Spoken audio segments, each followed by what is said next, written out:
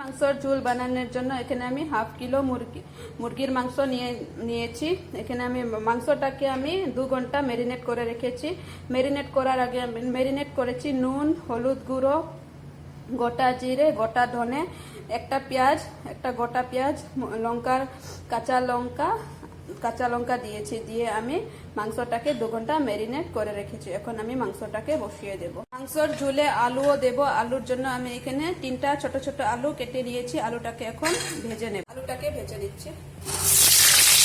আলুটাকে নুন হলুদ দিয়ে ভেজে নিয়েছি। আলুটা নামিয়ে নিয়েছি। এখন একটা তেজপাতা দিয়ে দিয়েছি আর 2টা পেঁয়াজ ভেজে নিচ্ছি।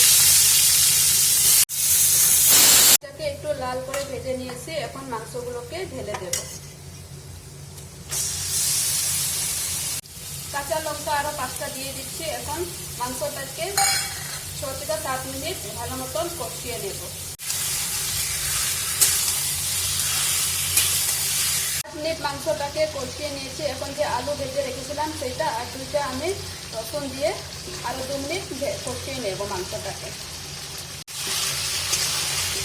গোটা রসুন আর আলু দেওয়ার পরে 2 মিনিট আমি মাংসটাকে কষিয়ে নিয়েছি। এখন আমি ঝোল দিয়ে দেবো। ঝোলের মধ্যে আমি গরম জল ব্যবহার করব। জল দিয়ে দিচ্ছি, আপনারাও গরম জলই দেবেন।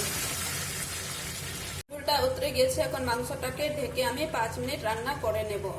মাংসটাকে 5 মিনিট হতে দিয়ে আমি ঢাকনাটা খুলে দিয়েছি। এখন একটুখানি হাফ চামচ গরম মশলা দিয়ে 1 মিনিট ঢেকে রান্না করে মাংসটাকে নামিয়ে নেব।